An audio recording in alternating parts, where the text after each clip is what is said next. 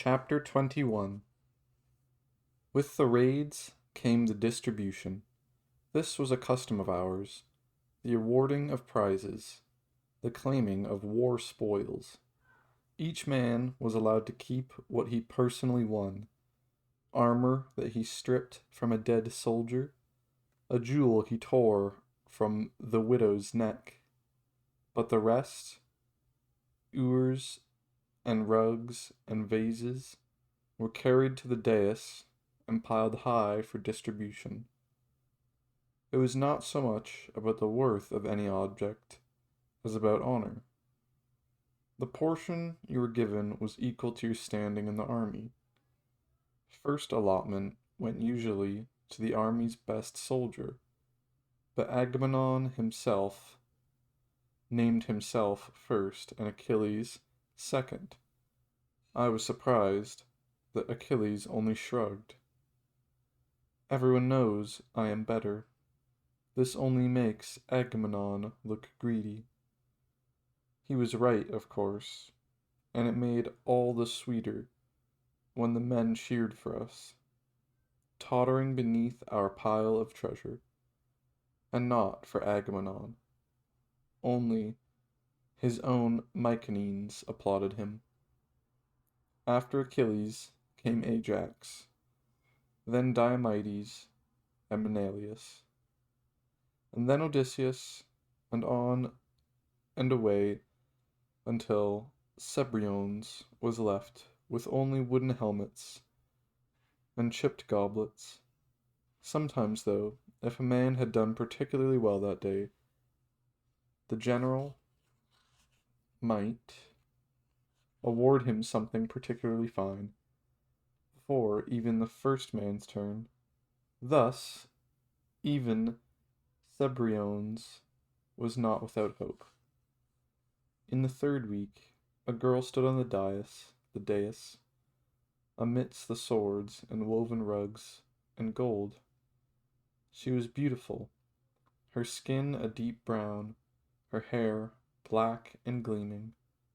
High on her cheekbone was a spreading bruise where a knuckle had connected. In the twilight, her eyes seemed bruised as well, shadowed as if with an Egyptian kohl. Her dress was torn at the shoulder and stained with blood. Her hands were bound. The men gathered eagerly. They knew what her presence meant. Agamemnon was giving us permission for camp followers, for spear wives and bed slaves.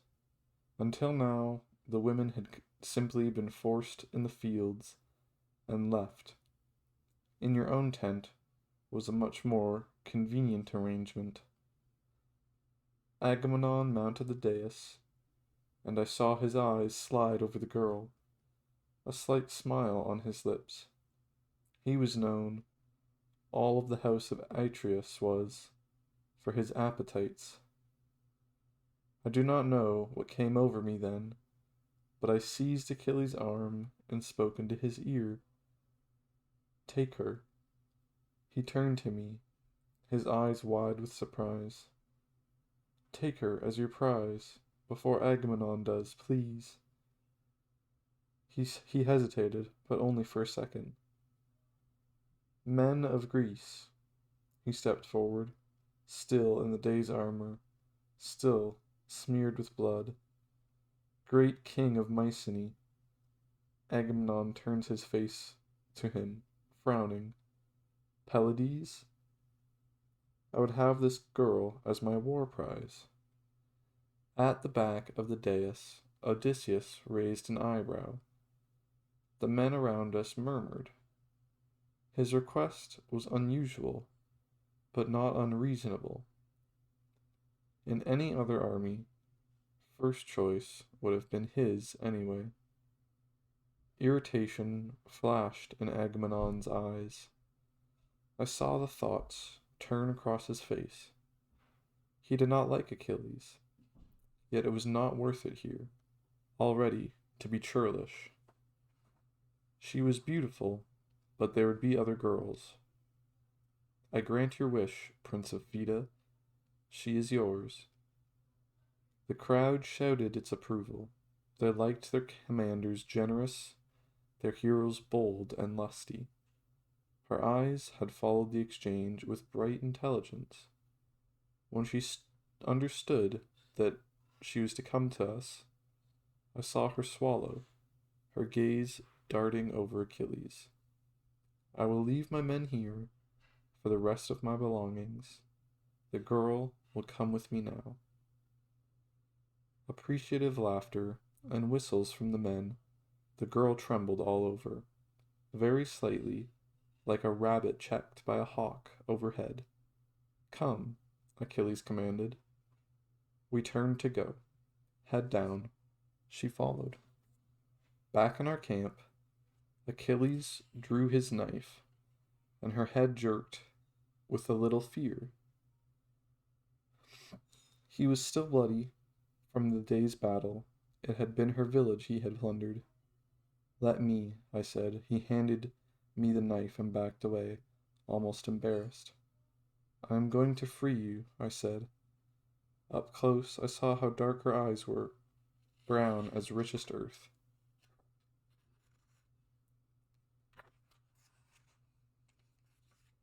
And large in her almond-shaped face. Her gaze flickered from the blade to me. I thought of frightened dogs I had seen, backed small and sharp into corners. "No, no," I said quickly. "We will not hurt you. I am going to free you." She looked at us in horror. The gods knew what she thought I was saying. She was an Anatolian farm girl, with no reason to have ever heard Greek before. I stepped forward to put a hand on her arm, to reassure. She flinched, as if expecting a blow. I saw the fear in her eyes, of rape and worse. I could not bear it. There was only one thing I could think of. I turned to Achilles and seized the front of his tunic. I kissed him. When I let go again, she was staring at us, staring and staring. I gestured to her bonds and back to the knife. "All right?" She hesitated a moment, then slowly offered her hands. Achilles left to speak to Phoenix about procuring another tent. I took her to the grass-sided hill and had her sit while I made a compress for her bruised face. Gingerly, eyes downcast, she took it. I pointed to her leg. It was torn open, a long cut along her shin. "May I see?" I asked, gesturing. She made no response, but reluctantly let me take her leg, dress the wound, and tie it closed with bandages. She followed every movement of my hands, and never met my gaze. After, I took her new pitch tent. She seemed startled by it, almost afraid to enter. I threw open the flap and gestured. Food, blankets, an ewer of water, and some clean cast-off clothes. Hesitating, she stepped inside, and I left her there, eyes wide, staring at it all. The next day, Achilles went raiding again. I trailed around the camp, collecting driftwood, cooling my feet in the surf. All the time I was aware of the new tent in the camp's corner. We had seen nothing of her yet. The flap was shut tight as Troy. A dozen times I almost went to call through the fabric. At night, at midday, I saw her in the doorway. She was watching me, half hidden behind the folds. When she saw that I had noticed her, she turned quickly and went to leave. "Wait," I said. She froze. The tunic she wore, one of mine, hung past her knees and made her look very young. How old was she?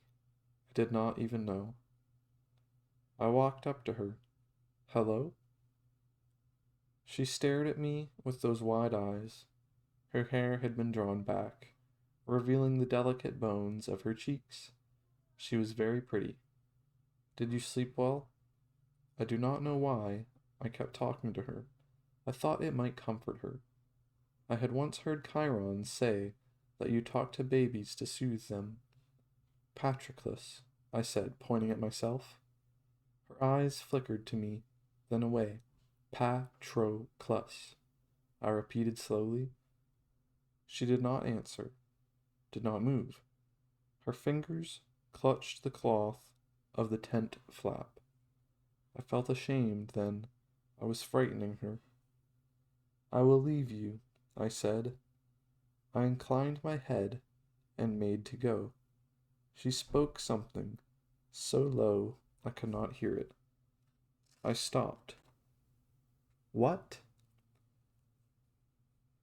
Briseus, she repeated. She was pointing to herself. Briseus, I said. She nodded shyly. That was the beginning. It turned out she did know a little Greek, a few words that her father had picked up and taught her when he heard the army was coming. Mercy was one. Yes, and please, and what do you want? A father teaching his daughter how to be a slave. During the days, the camp was nearly empty, but for us. We would sit on the beach and halt through sentences with each other. I grew to understand her expressions first. The thoughtful quiet of her eyes, the flickering smiles she would hide behind her hand. We could not talk of much in those early days, but I did not mind. There was a peace in sitting beside her, the waves rolling companionably over our feet. Almost, it had reminded me of my mother, but Briseus's eyes were bright with observation as hers had never been. Sometimes in the afternoons we would walk together around the camp, pointing to each thing she did not know the name of yet. Words piled on each other so quickly that soon we needed elaborate pantonymies. Cook dinner. Have a bad dream. Even when my sketches were clumsy, Briseus understood and translated it into a series of gestures so precise that I could smell the meat cooking. I laughed often at her ingenuity. She would grant me her secret smile. The raiding continued. Every day, Agamemnon would climb the dais amidst the day's plunder and say, No news. No news meant no soldiers, no signals, no sounds from the city. It sat stubbornly on the horizon and made us wait. The men consoled themselves in other ways. After Briseus, there was a girl or two on the dais nearly every day. They were all farm girls with calloused hands and burnt noses, used to hard work in the sun. Agamemnon took his share, and the other kings as well. You saw them everywhere now, weaving between tents, slopping buckets of water onto their long, wrinkled dresses. What they had happened to be wearing the day they were taken. They served fruit and cheese and olives, carved meat and filled wine cups. They polished armor, wedging the carapaces between their legs as they sat on the sand. Some of them even wove, spinning threads from tangled clots of sheep's wool, animals we had stolen in our raids. At night they served in other ways, and I cringed at the cries that reached even the corner of our camp. I tried not to think of their burnt villages and dead fathers, but it was difficult to banish. The raids were stamped on every one of the girls' faces, large smears of grief that kept their eyes as wobbling and sloppy as the buckets that swung into their legs, and bruises too, from fists or elbows, and sometimes perfect circles, spear butts, to the forehead or temple. I could barely watch these girls as they stumbled into camp to be parceled off. I sent Achilles out to ask for them, to seek as many as he could, and the men teased him about his voraciousness, his endless priapism. Didn't even know you liked girls, Diomedes joked. Each new girl went first to Briseis, who would speak comfort to her in soft Anatolian. She would be allowed to bathe and be given new clothes, and then would join the others in the tent. We put up a new one, larger, to fit them all. 8, 10, 11 girls. Mostly, it was Phoenix and I who spoke to them. Achilles stayed away. He knew that they had seen him killing their brothers and lovers and fathers. Some things could not be forgiven. Slowly, they grew less frightened. They spun and talked in their own language, sharing the words they picked up from us. Helpful words, like cheese or water or wool. They were not as quick as Briseis was, but they patched together enough that they could speak to us. It was Briseis's idea for me to spend a few hours with them each day, teaching them, but the lessons were more difficult than I thought. The girls were wary, their eyes darting to each other. They were not sure what to make of my sudden appearances in their lives. It was Briseis again who eased their fears and let our lessons grow more elaborate, stepping in with a word of explanation or a clarifying gesture. Her Greek was quite good now, and more I simply deferred to her. She was a better teacher than I, and funnier too. Her mimes brought us all to laughter. A sleepy-eyed lizard, 2 dogs fighting. It was easy to stay with them long and late, until I heard the creaking of the chariot and the distant banging of bronze, and returned to greet my Achilles. It was easy, in those moments, to forget that the war had not yet really begun.